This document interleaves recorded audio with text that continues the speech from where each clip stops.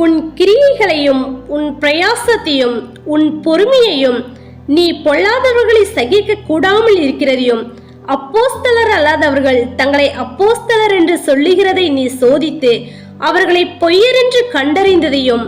வெளிப்படுத்தின விசேஷம் 2ஆம் அதிகாரம் 2வது வசனம். தியானம்.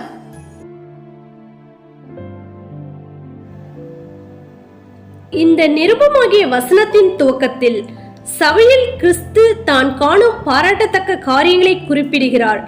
எபேசு சபையில் பல கிரியைகள் பாராட்டத்தக்கதாக இருந்தது.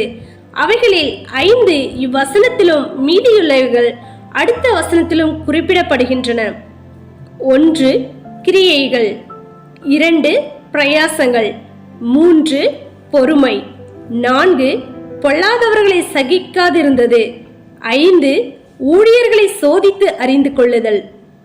அன்பான தேவனுடைய பிள்ளைகளே, எபேசு சபையின் கிரியைகள் சிறப்பானவை. விசுவாசிகளுடைய ஊழிய பிரயாசம் மேலானது. ஆதி திருச்சபையின் ஊழியர்களின் பொறுமை பாராட்டத்திற்குரியது. அதே வேளையில் பொல்லாதவர்களை அவர்கள் ஏற்றுக்கொள்ளாதிருந்தார்கள். 50,000 வெள்ளிக்காசு மதிப்புள்ள விலையுயர்ந்த மாய வித்தைக்காரரின் புஸ்தகங்களை சபை அழித்து போட்டது என்று அறிகிறோம். கள்ளத்தனமான போலி ஊழியர்களை எபேசு சபை இனங்கண்டு கொண்டதை கிறிஸ்து இயேசு விசேஷமாக பாராட்டுகிறார்.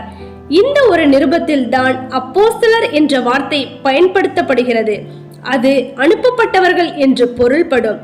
தேவனால் அனுப்பப்பட்டவர்கள் ஊழியம் செய்யும் பொழுது அவர்களை பொய்யர், கள்ளர் என்று சபை அறிந்து கொண்டது. அதை வெளியரங்கமாக அறிக்கையிட்டது. நான் போன பின்பு மந்தையை தப்பவிடாத கொடிதான ஓநாய்கள் உங்களுக்குள்ளே வரும். அப்போஸ்தலர் 20ஆம் அதிகாரம் 29வது வசனம் என்று அப்போஸ்தலர் பவுலடியாரின் எச்சரிக்கையை எபேசு சபை உணர்ந்து விழித்திருந்து கனம் பண்ணி தப்பித்துக் கொண்டது. ஊழியர்கள் தவறு செய்தால் அவர்களை சகித்துக் கொள்ள வேண்டும் என்று சபை கருதுமானால் தேவ பக்தியை ஆதாய தொழில் என்று எண்ணுகிறவர்கள் நிச்சயமாக பழகி பெருகுவார்கள். சபையின் கடைசி நாட்களில் இதுதான் உலகமெங்கும் நடந்து கொண்டிருக்கிறது. அவர்களை சோதித்து அவர்களுடைய உண்மை நிலையை கண்டறிவது பாவமல்ல, இது சபையின் கடமையும் கூட. ஆமென்.